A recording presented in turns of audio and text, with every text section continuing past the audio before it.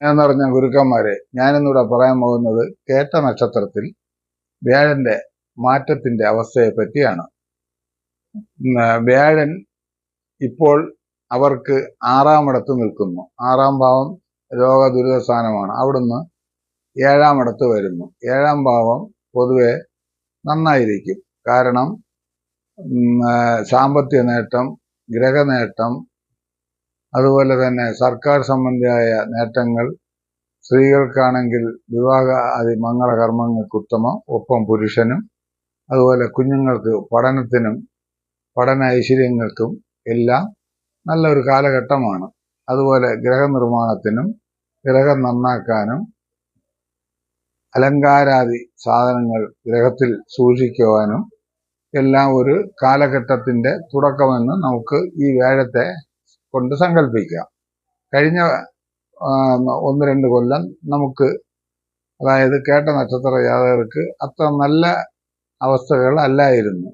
സ്വല്പ ബാധ്യതകൾ, സ്വല്പ രോഗങ്ങൾ, അതുപോലെ തന്നെ ബന്ധുക്കൾ തമ്മിലുള്ള വിരോധങ്ങൾ, അല്ലെങ്കിൽ വേറെ ഏതെങ്കിലും രീതിയിൽ മാനസികമായും ശാരീരികമായും നല്ല അവസ്ഥകൾ അല്ലായിരുന്നു. എന്നാൽ 2024 മെയ് 1 മുതൽ 2025 മെയ് 1 ശേഷം വരെയുള്ള കാലഘട്ടം ഏറ്റവും ഉത്തമമായ ഒരു ഘട്ടമാകുന്നു. വ്യാഴന്റെ മാറ്റം.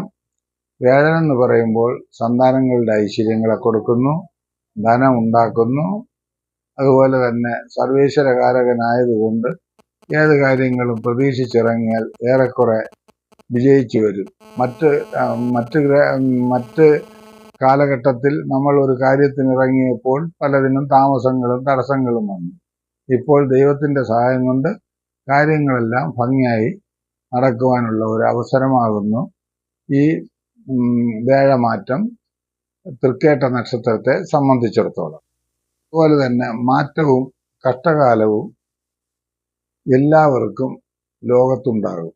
പ്രകൃതിക്കും സ്ഥലങ്ങൾക്കും ചിലപ്പോൾ ദേവസാന്നിധ്യങ്ങൾക്കും എല്ലാം കഷ്ടകാലങ്ങളും പ്രയാസങ്ങളും ദുരവസ്ഥകളും ഉണ്ടാകും. അത് ദൈവിക സൃഷ്ടിയാണ്. അതിനെ നമുക്കാർക്കും മാറ്റുവാൻ സാധിക്കുകയില്ല. പക്ഷെ ഗ്രഹങ്ങളുടെ ശക്തിയും ചൈതന്യം കൊണ്ട് ഇവയ്ക്കെല്ലാം മാറ്റങ്ങളും അതിൻ്റെതായ രീതിക്കുള്ള മറുമാറ്റങ്ങളും ഉണ്ടാകും. ഇവിടെ നാം വ്യാഴഗ്രഹത്തിന്റെ മാറ്റം കൊണ്ട് തൃക്കേട്ട നക്ഷത്ര ജാതകർക്ക് എന്തെല്ലാം ഉണ്ടാകുമെന്ന് പറയുന്നു. അവർക്ക് നല്ല വാഹനത്തിനുള്ള യോഗമുണ്ട്, നല്ല ഗ്രഹം വയ്ക്കുവാനുള്ള യോഗമുണ്ട്, തൊഴിൽ സംബന്ധിച്ച് നേട്ടമുണ്ട്, അതിൽ നിന്ന് സാമ്പത്തിക വരുമാനം വരും, ബാങ്ക് അല്ലെങ്കിൽ ധനസ്ഥാപനങ്ങളിൽ നിന്നുള്ള സാമ്പത്തിക നേട്ടം, പൂർവികരിൽ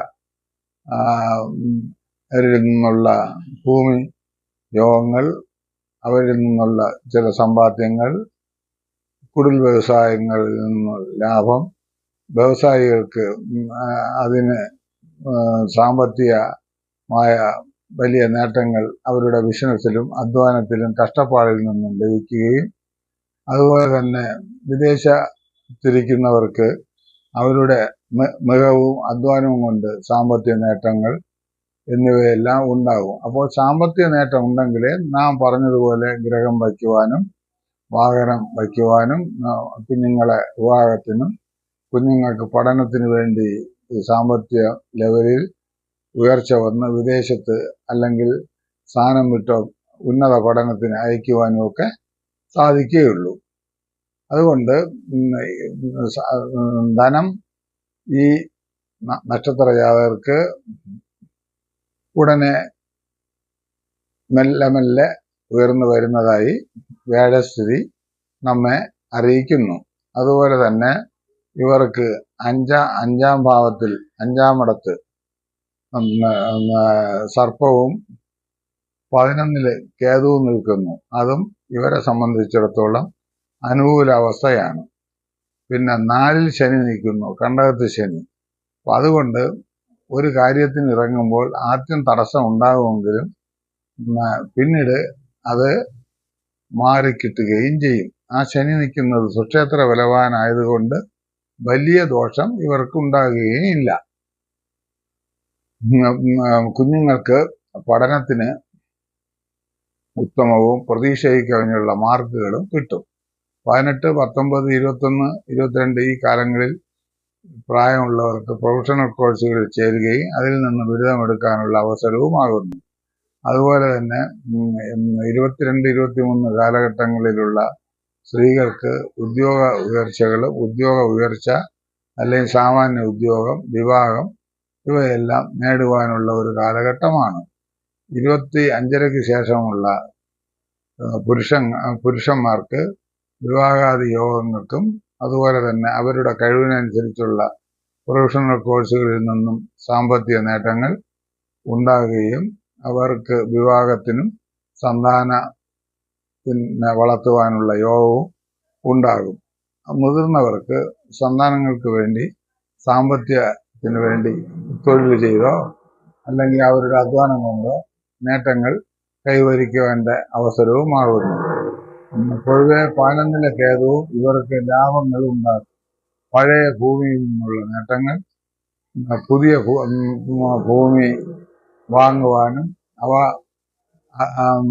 പുഷ്ടിപ്പെടുത്തി അവിടെ ഗ്രഹങ്ങൾ നിർമ്മിക്കുവാനും ഉള്ള അവസരങ്ങളാകുന്നു. സർപ്പസാന്നിധ്യം കൂടെ ഉള്ളത് കൊണ്ട് സർപ്പഭഗവാന്റെ അനുഗ്രഹം കൂടെ കൈവരിച്ചാൽ ഇവർക്ക് വളരെ നേട്ടങ്ങൾ ഉണ്ടാകുകയും സന്താനങ്ങൾക്കുള്ള ത്വക്ക് രോഗങ്ങളോ സന്താനങ്ങളെ കൊണ്ട് എന്തെങ്കിലും പ്രയാസങ്ങളൊക്കെ ഉണ്ടെങ്കിൽ സർപ്പഭഗവാനെ പൂജിച്ചാൽ അത് മാറിക്കിട്ടും. പൊതുവെ കേട്ട നക്ഷത്ര ജാതകർക്ക് അനുകൂലമായ അവസ്ഥകൾ വരുന്നത് കൊണ്ട് ഒപ്പം അവരുടെ പിതാക്കൾ, അപ്പൂപ്പൻ, അമ്മാവൻ എന്നിവർക്കും ഇവരെ കൊണ്ട് സഹായവും അല്ലെങ്കിൽ അവരെ കൊണ്ടുള്ള സഹായങ്ങളും ഉണ്ടാകും. ഇവർ ജനിക്കുന്നത് ബുധദശയിലാണ്. ബുധൻ 17 കൊല്ലം ഉണ്ടെങ്കിലും ജന്മ കണക്കാക്കി പല രീതിക്ക് ജന്മശിഷ്ടം വരും. ഒന്നാം കാല്, രണ്ടാം കാല്, മൂന്നാം കാല്, നാലാം കാല്. നാലാം കാലിന് രണ്ടാന്തം എന്ന് പറയുന്നു. അപ്പോൾ ഇങ്ങനെ ഓരോ കാലുകളിൽ ജനിക്കുന്ന ജന്മശിഷ്ടം ജാതകപ്രകാരം അനുസരിച്ചിരിക്കും. പൊതുവെ എങ്കിലും കേതുദശ അത് കഴിഞ്ഞാൽ കേതുദശ വരും. അപ്പം 17 കൊല്ലം ബുധദശ, കേതു 7 കൊല്ലം, 24 വയസ്സ്. അതിൽ 24 വയസ്സ് വരെ കേതുദശ കാണുകയില്ല. 18, 19, 16 അങ്ങനെ നമുക്ക് കൂട്ടാം. അത് കഴിഞ്ഞാൽ പിന്നെ ശുക്രദശ 20 കൊല്ലം. ഏതാണ്ട് ഒരു 18 വയസ്സിന് ശേഷം ഇവർക്ക് ശുക്രദശ അതിയുടെ ബലവും അനുകൂലവും വരും. ഈ ശുക്രദശ കാലത്ത് ഇവർക്ക് നേരത്തെ പറഞ്ഞതുപോലെ വിവാഹം, നല്ല ഉദ്യോഗം, സന്താനപുഷ്ടി, ഗ്രഹയോഗം, കുടുംബസുഖം, വിദേശ സ്വദേശവാസങ്ങൾ എന്നിവയും. അടുത്തത് ആദിത്യദശ 6 കൊല്ലം, അതും നന്നായിരിക്കും. അത് കഴിഞ്ഞാൽ ചന്ദ്രദശ 10 കൊല്ലം. ചന്ദ്രൻ കഴിഞ്ഞ ചൊവ്വ 7 കൊല്ലം, അത് കഴിഞ്ഞാൽ 18 കൊല്ലം രാഹുർദശ, അത് കഴിഞ്ഞാൽ വ്യാഴദശ 14 കൊല്ലം. ഇങ്ങനെ ഇവരുടെ ദശാനാഥന്മാർ നീണ്ടു പോവുകയാണ്. പൊതുവെ കേട്ട നക്ഷത്ര ജാതകർ അധ്വാനികളും സൗന്ദര്യത്തെ ആരാധിക്കുന്നവരും ത്യാഗസമ്പന്നന്മാരും സ്ത്രീ പുരുഷ ഭേദമന്യേ മുഖ ഐശ്വര്യമുള്ളവരും സത്യസന്ധന്മാരും നന്മയ്ക്ക് മാത്രം കൂട്ടുനിൽക്കുന്നവരും ആയി ഭവിക്കും. പൊതുവെ ഇവർക്ക് വിദേശവാസ യോഗം ഒന്നി ഭാര്യയ്ക്കോ ഭർത്താവിനോ അല്ലെങ്കിൽ സന്താനങ്ങൾക്കോ ഒക്കെ പൊതുവെ ഇവർക്ക് അങ്ങനെ ഒരു അനുകൂല ഘട്ടങ്ങൾ ഉണ്ടാകും. ഈ കാലഘട്ടത്തിൽ തന്നെ വിദേശത്ത് പ്രായമായവർക്ക് പോകുന്നതിൽ തെറ്റില്ല. അതുപോലെ തന്നെ സന്താനങ്ങൾക്ക് വേണ്ടി കാത്തിരിക്കുന്നവർക്ക് സന്താന ഐശ്വര്യവും, മുതിർന്നവർക്ക് സന്താനങ്ങളെ കൊണ്ടുള്ള നേട്ടങ്ങളും, ചികിത്സകൾ ചെയ്ത് പ്രയാസം അനുഭവിക്കുന്നവർക്ക് നല്ല പുതിയ ചികിത്സയ്ക്കുള്ള അവസരങ്ങളും വന്നു ചേരും. പൊതുവെ സന്തോഷമുള്ള ഒരു നക്ഷത്രമാണ് തൃക്കേട്ട നക്ഷത്രം. ഇവർക്ക് ശുഭ അനുഭവങ്ങൾക്ക് വേണ്ടി മഹാവിഷ്ണുവിന് പാൽപായസവും വിഷ്ണു ക്ഷേത്ര ദർശനവും ശിവക്ഷേത്രത്തിൽ പോയി ജലധാരയും ഗണപതിക്ക് മുറതെറ്റാതെ ഗണപതി അർച്ചന, ഗണപതി ഹോമം, തേങ്ങ അടിപ്പ്, ഈ മുകളിൽ പറഞ്ഞ കാര്യങ്ങളെല്ലാം നടത്തി ഇവരുടെ ദോഷങ്ങൾ മാറ്റുവാൻ സാധിക്കും. സർവേശ്വരകാരകനായ വ്യാഴൻ നിങ്ങൾക്ക് അനുകൂലമായ അവസ്ഥകൾ വരട്ടെ എന്ന് പറഞ്ഞുകൊണ്ട് ഞാൻ മലയങ്കിരി പുരുഷോത്തമൻ ജോസൻ നിങ്ങൾക്ക് എല്ലാ ഐശ്വര്യങ്ങളും വന്നു കൊള്ളട്ടെ എന്ന് ജഗദീശ്വരനോട് പ്രാർത്ഥിച്ചു.